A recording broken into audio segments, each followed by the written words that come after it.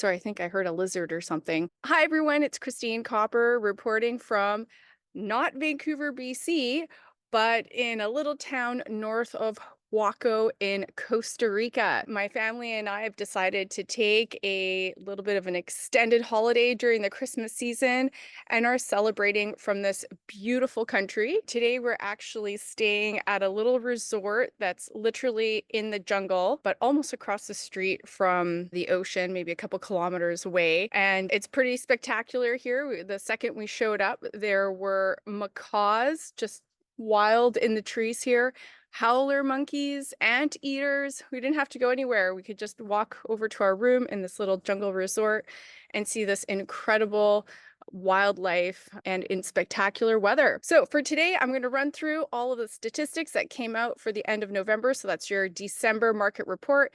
And we're just waiting for the end of December to roll around so that we can report on the rest of December and the year of 2023, which I have to say was probably one of the most spectacular years in real estate history, considering over the last year and a half, we've had a 5% increase in interest rates over a year and a half, going from rock bottom, almost 0%. Like, seriously, like some people had interest rates that were under 1%, and now, qualifying at 8 and 9% and getting rates in the sixes. It's been quite the phenomenon to see this change. And also, while we did have a correction, to also see how sticky prices have been so far and in today's marketplace. So let's get straight to the stats so we can fill you in on what's been happening. And then afterwards, some of the news that's been transpiring, which you've probably heard about, but we're going to quickly touch on with all the new zoning policies. Okay, as always, I like to share my graph here. This is for the Real Estate Board of Greater Vancouver. So it spans all the way from Whistler to Maple Ridge and gives you an overall look of what's happened in the real estate market. If you have questions about your specific market and product type in your location, please reach out to us because we can put together statistics like this, but that are very honed in on your neighborhood and your product type, because not all product is moving the same. So please remember that this information is a broad base of what's happening in the marketplace, which does influence the overall market conditions. So for the month of November, we finished off with 1,702 sales. So not too shabby. That was down 14% or almost 15% month over month from the month of October, but up almost 5% year over year. If you recall, last fall in 2022, we were still going through those interest rate increases. I think psychologically, the market didn't know if we were going to reach the top. And I think right now we're starting to feel like perhaps we have reached the top with respect to interest rates. I forgot to update this part of the slide here because in the yellow, I track the interest rate announcements and the results of them. And in December, this was actually a hold. So after a couple of unexpected rate increases in June and July, I think now we're probably feeling like things are calming down. We'll get more into that moving forward. But I think it's also a reason why we're seeing a more active and slightly stronger marketplace than we did last fall with respect to sales. Now, new listings have increased. In the month of November, we had 3,369 homes listed, almost a 28% decrease from the month of October, but it is almost a 10% increase year over year. So we're starting to see a little bit more supply coming onto the market and a little bit more than what's happening with the amount of sales. So we're starting to accumulate some inventory. And I should actually quickly go back with respect to sales being 1,700 for the month of November. That's 33% below the 10-year average, to just give you an idea of how that fits in the broad averaged out market, because we've had these wild swings from having the highest amount of sales of all time a couple years ago all the way down to having some of the lowest sales we've had in many, many years. And with respect to new listings, how many new listings are coming on the market each month? We're just almost 3% below the 10-year average. Now, if our sales remain on the weaker end of things and our inventory starts to accumulate, that will have downward pressure over time, which we're starting to see a little bit of that. And you're going to see that reflected. Sorry, I think I heard a lizard or something.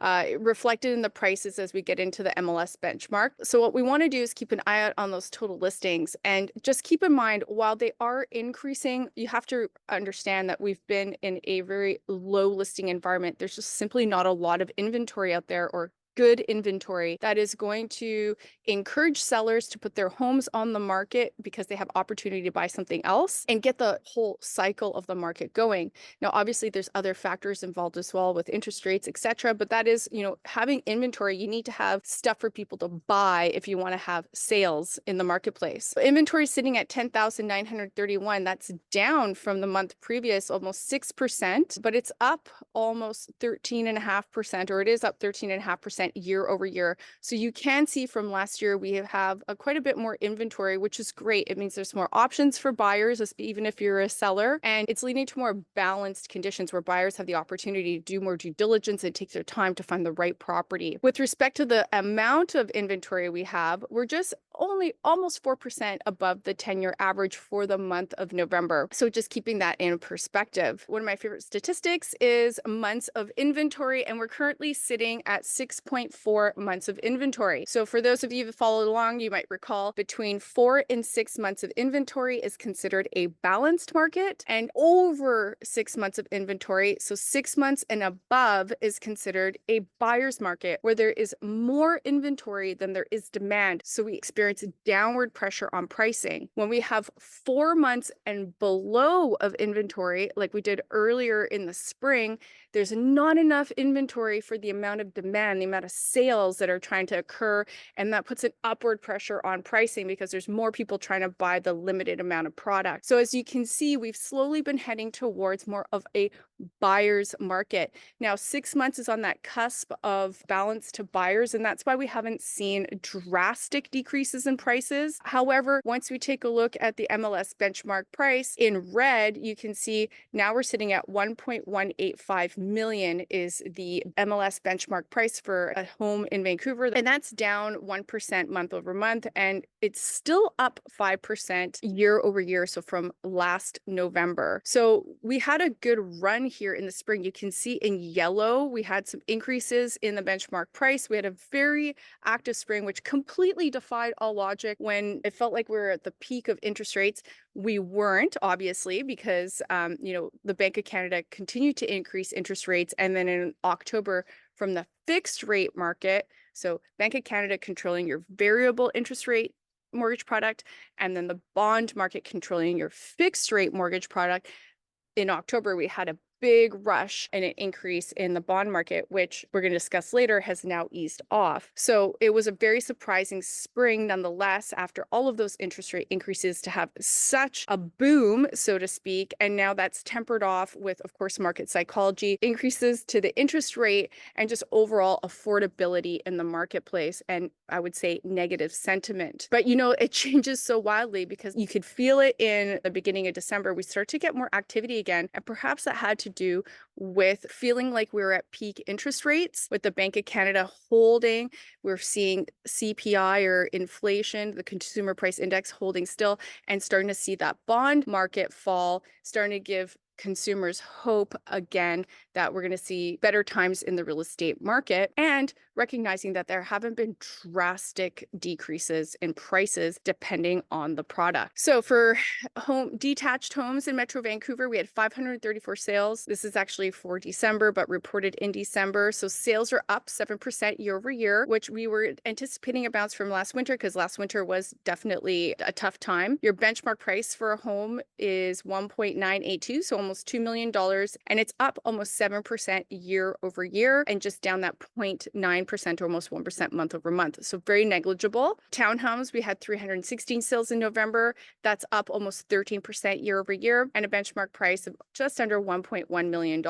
And again, you're up about 7% year over year. So if you bought last November, you're basically up 7%. Benchmark price month over month, again, just down just under 1%. And condos, of course, one of the strongest market segments, being 850 sales in November. Sales are just up 0.5% year over year, with a benchmark price of $762, and up 6.2% year over year. So up about 6% from the end of last year. And the price is down month over month, just 1%. So you can see we're up from last fall, but we're starting to lose a little bit of that price gain. And with respect to breaking down, are we in a buyer's market territory, balanced market, or seller's market territory? I broke it down into the sales to listings ratio, which is like your months of inventory. It's the absorption rate, but it's a bit more granular. So 12% and below is considered a buyer's market, and 21% and above is considered a seller's market. And so you can see for the overall market in Metro Vancouver, we're sitting at 16%. So that's a balanced market.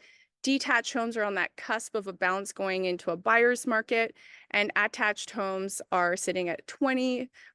So just coming out of sellers into a balanced market, and condos are 18. So also just coming out of that 21, 22% of a seller's market, entering into that balanced market territory. Remember, your balanced markets between 12 and 18%. So you can see more of a granular transition as to where prices will be heading if we see a more sustained period in these conditions. So your economic drivers, definitely consumer confidence is moderating.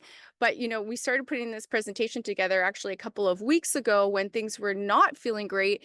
And in the last few weeks, there's been more and more positive sentiment with the interest rates, the fixed term market changing, and now there's starting to be more competition in the mortgage market. So I think perhaps seeing a little bit more support for the buyer and consumer confidence. The inflation and economic activity, well, there's actually been an increase in job loss. So there's an overall unemployment rate for all of Canada, which has increased to 5.8%, but our job losses or unemployment rate in BC has tightened up a little bit. Some jobs are growing, but overall, some jobs are being lost. And that's actually what the government wants to see. They do want to see job loss and wage reduction, so there's less money in the economy to continue to purchase product, which has an impact on inflation. The great news is, though, is inflation is slowing and it has been holding pretty much at par. It's funny, as they increase rates to control inflation, they do actually also increase inflation. So luckily, some of the other components like gas, etc., have come down further. So that's helped offset some of those costs. But obviously, everybody's feeling it in their overall everyday shopping with their groceries, their rents, their mortgages, etc. And of course, we are still in the very beginning of having many mortgages roll over into this new interest rate environment. We had holds in September and October for interest rates. December 6th was a hold. And yes, the bond market has come down about 1% since it really spiked there in October with really strong inflation fears, especially when things uptick there for a little bit. And of course, inventory is moderating, but it's still at pretty low levels. And I have a feeling that we're probably going to see a particularly active spring because it feels like things are flattening out here. There needs to be some acceptance that there's not going to be some crazy decreases in prices. Obviously, that is really specific on the product, but if you have, that perfect cream puff of a home, move-in ready, looks great, no issues. If it's strata, no upcoming pending levies, not close to construction. I mean, those properties fly off the shelves. Anything that requires a renovation or anything that you need to put money into, because there's still issues with trades and the inflation is really felt on the side of renovations, contractors, supply chain. Some buyers just don't want to have to go through that because it's going to cost them a lot more. And if they are going to go through it, then they want to get it at the right price, especially with financing costs where they are. So a couple of visuals touching on some of these things. So you can see here the 12-month change in CPI. So luckily, inflation has really come down. That's fantastic news. Here's the unemployment rate for Canada at 5.8. It's upticked a little bit. And then the unemployment rate for BC has come down a little bit. So we're looking from the country as a whole, which is what really influences the Bank of Canada, and then down to what's happening in BC, where people need to be able to service their existing mortgages and keep their jobs in order to do that. Here's a look at your 5-year fixed mortgage rate and what's happened in the bond market over history, going back all the way to the 2000s. Here we are today. We're starting to come off, and hopefully we're going to see some moderation in the new year. There's actually been some talk about decreases to the Bank of Canada prime rate. Even the Fed, the US Fed, has made some hints that they might be decreasing this year. Personally, my guesstimate is it's going to take a little while longer before they start cutting, because the second they start cutting, you will experience exuberance in the marketplace and there will be more competition. There are definitely people who want to buy their homes right now and they're sitting on the sidelines waiting for those opportunities, or the confidence to know that they're entering the market in a good place with some stability. And so the second that there's interest rate increases, you bet there's going to be a bit of positive euphoria and the market will change. At times like this, when there's some uncertainty uncertainty. Of course, it's the best time to be buying, not the best time to be selling. But of course, if you're selling and buying, if the market's getting hot, you're going to sell for higher, but you're going to pay more as well. So you really just want to be trading in the same market and doing it for the right reasons for you at the right time. Quickly cycling back here, though, the 5-year Canada bond, you can see here how we peaked out almost at 4.5%, and now we're trending closer to the 3% range, sitting at 3.2. So the bond market has really tempered down even lower than it was before the Bank of Canada decided to increase interest rates. Some of the other big news, which is going to change the landscape in Vancouver, it's going to take time, but of course, our BC government came out with new zoning policies.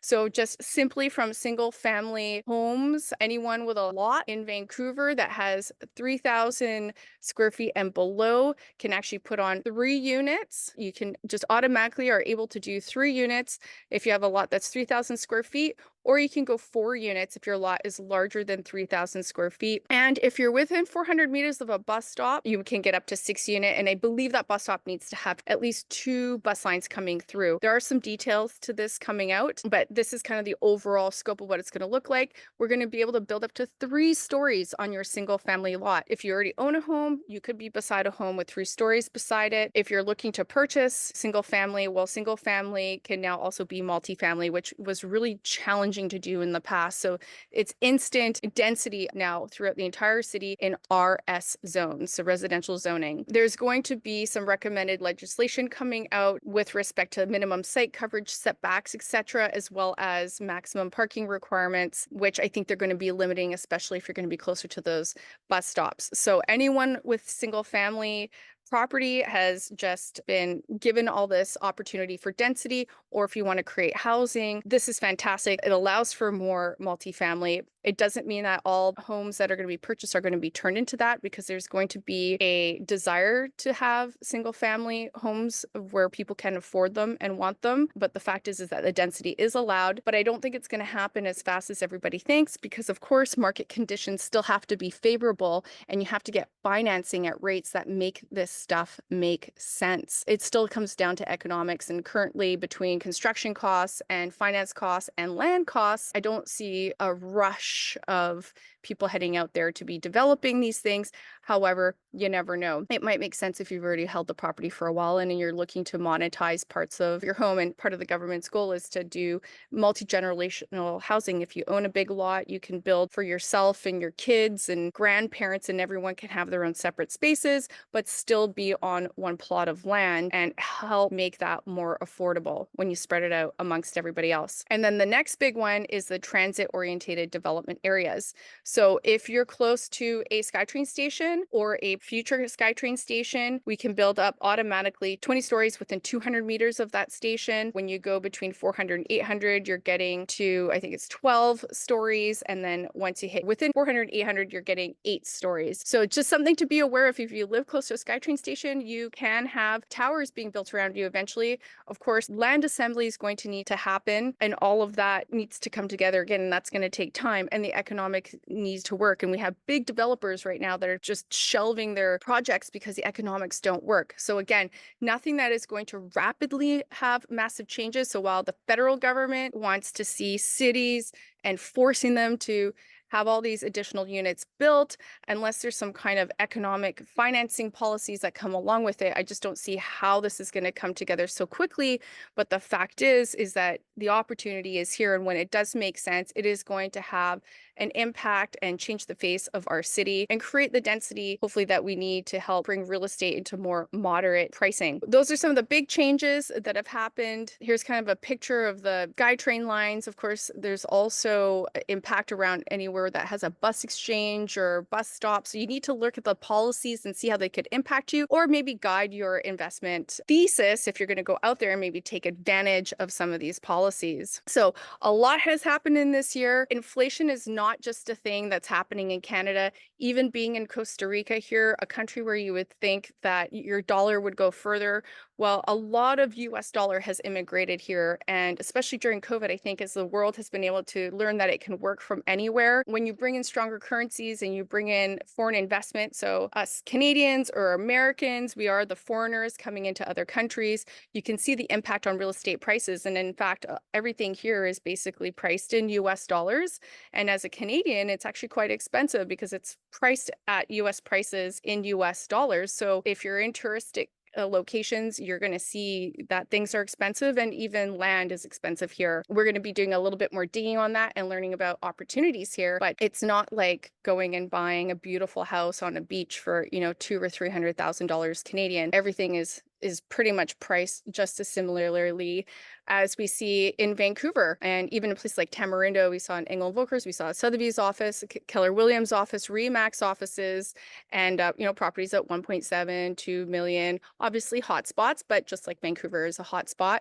So it's very interesting to see how inflation truly is a global phenomenon, and so is the movement of money around the world. Obviously, there's places you can go that are much more affordable, just like if you go to the Fraser Valley or you go out into the country like this, there is always give and take. Anyhow, I would love to be able to share some videos of the howler monkeys and the macaws, which are beautiful. Wow, to see these parrots and just their wild habitat is so cool. And it's just an everyday thing here. I will definitely try to get you some shots of that. And with that, I wish you and your families the very best over the holidays, especially when there's so much going on in the world. It makes us so grateful. It makes me so grateful to be able to spend the time with my family. And I hope the same for you.